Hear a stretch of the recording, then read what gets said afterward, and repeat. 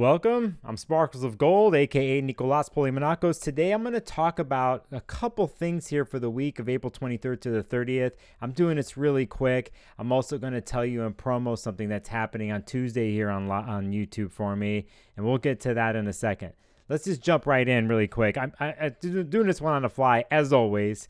On April 23rd, while I'm making this video, Sunday, April 23rd, Mars in Cancer is making a positive connection with Mercury in Taurus, which has just started its retrograde story here with several days ago. This is the second time that Mars in Cancer is connecting with Mercury in the Earth sign of Taurus. There is an organic, free-flowing conversation, touching upon emotions and feelings and emotional content, where one is stating their basic needs and how they would like to get their needs met in a practical manner. Mercury and Taurus, some of it could be discombobulated a little bit, and is a review of some of the words and expressions that have happened in the last couple weeks of Mercury being in Taurus. Later on, late at night and into the next day, Tuesday, the moon goes into emotional Cancer. And on April 25th to Tuesday, Venus now, she's been in the sign of Gemini, is also making a positive sextile connection that's very brief, but there with Chiron in Aries, the story that has to do with wounds and separation of wound itself and how that is to be integrated into oneself or in the Aries part of one's chart, which if you've been watching my channel for the last year, I always talk about this, especially in the last month and a half because of the Aries eclipse, because of 2 new moons in Aries, Jupiter being in Aries, Mercury was in Aries. There's a lot of talk in the Aries part of one's chart, or if you're an Aries or Aries rising, about your honest self and your wound and how you're bringing that and incorporating that back into yourself, and how you've recognized the wound and how you are solving that challenge. And you're publicly speaking about this. It just depends on where the Aries is in your chart, but a lot of parts of the chart, there's an outward motion. And right here, Venus in Gemini is showing that in the way Venus is relating with Chiron in Aries. I've been talking about those things and maybe get a little cerebral about it, about different solutions and different pathways to healing. So the next day, just quick stuff here. Next day, the 26th, we have a period of time which they call a void moon in astrology, where the moon's not making any aspects, and it's kind of a time to chill. As a matter of fact, there's several this week is pretty much a Chiron week in a sense, mixed with Mercury retrograde and a lot of chill and watching how things play out. That's what I'm suggesting. Later on the 26th, the moon goes into Leo. Into the 27th, we have the moon in Leo. As soon as it enters in, opposite Pluto and Aquarius right now, and it's hitting that 0 degree place fixed that was part of the new moon last week, which is part of a longer story that goes on for a year and a half at 0 degrees fixed signs. In this case, 0 degree Aquarius, 0 degree moon in Leo.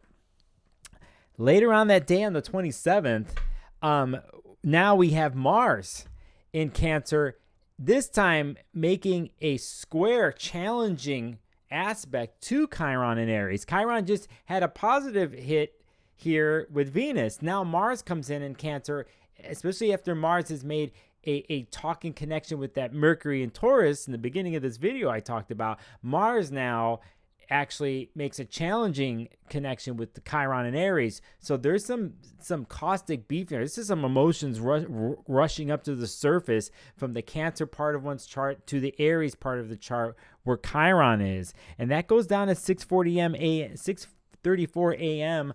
on the 27th, which is Thursday. But it's kind of, there's chapters of the Chiron story. As you see, you know me, I like to talk about things in chapters and a storyline. And this conversation with Chiron, here it is on Thursday, comes to a culminating point, and it could be tough and a little bit brutal and emotional, caustic types of interactions from that part of your chart. You know, Aries rising, or you being Mars ruled, Scorpio risings, and you need to pay attention to this. When we get to the 28th, the moon in Leo, then, if I get this correct, yes, the next day, that moon in Leo is going to square with Mercury retrograde in Taurus. So you could see now how Mercury is a player in the story this week. And then on the 29th, we have a huge period of time again where the moon's not making any connections to any of the planets, and this is called a void moon, and we have to chill. That's why I'm suggesting that if you're involved in situations, to not completely rush in or to say things without any thought, to go slow this week, because there's a lot of emotional content and energy that's really prevalent and really reactive. And because we are in a Mercury retrograde situation in Taurus, these were how words get fumbled or misunderstood, or they need to be resaid in a different way. Those kinds of situations.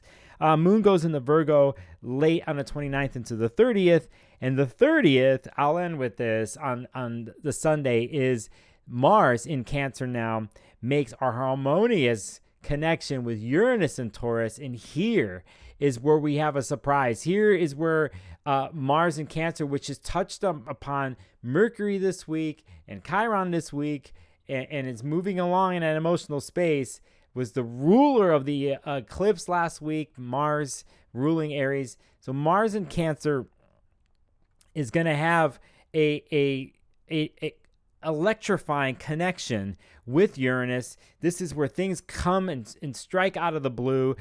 Energy's erratic and good, and all, well, however you want to take that. But a lot of times with Uranus involved in touching a planet, there's some sort of breaking open of something. So Mars in Cancer, after its conversations with Chiron this weekend and with Mercury in Taurus, Uranus is breaking it open in a sense, and breaking open the emotional shell. And a lot of times Cancer will do things that have to do with protectiveness and guidingness and mothering and nurturing, right? And feelings and emotional content.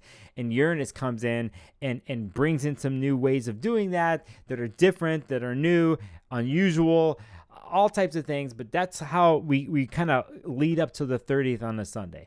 Okay, I wanted to say that. I could talk a little bit more about Mercury retrograde, but I will do more of that and talk about the eclipse that just happened and the eclipse that's happening on May 5th on Tuesday, the 25th of April. You're probably watching this 24 hours before it happens. I'm going to be going live here on my channel at 2 p.m. Pacific. If you don't know what this is about, I've done this several times before in the past. I take live phone calls on the air, and I take people's charts data, and I take their chart data, and I do their chart live on the air, and they're on the phone call, or you're on the phone call. Not only that, in between, I talk about a couple astrology books that I'm into or that I want to showcase. I'm going to talk about maybe some current events in astrology and related to the chart right now on a mundane level, and anything else that comes into the chat, I will try to answer and do the best that I can. These live streams usually last between an hour and a half to 2 hours. I can't really go past that, but I'll put a phone number up on the screen. You're anonymous, and if you get through the line, I'll talk about your chart for 5 to 7 minutes, and then whatever else comes through on these live streams with me, whatever moves through me, will reveal itself during my live stream. So if you are, I'm going to put a link to the live stream in the comments, and also up above here if I can do it. And if you go there before the live stream happens, you can hit a notify me button. So when I go live, you'll get a notification on your phone, on your desktop, to let you know when I'm live. Feel free to share this video or that video that's already posted on my page, the live stream. The more people, the better. And that's what's up.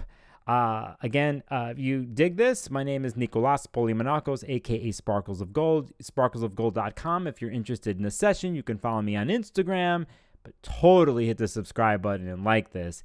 And I'll see you on Tuesday, 2 p.m. Pacific, April 25th, for the Empower Hour live stream, Chapter 3. What did I call this? The Eclipse something. Eclipse life. That's my life. The Eclipse life. So thanks, y'all, and I'll see you soon on the next video.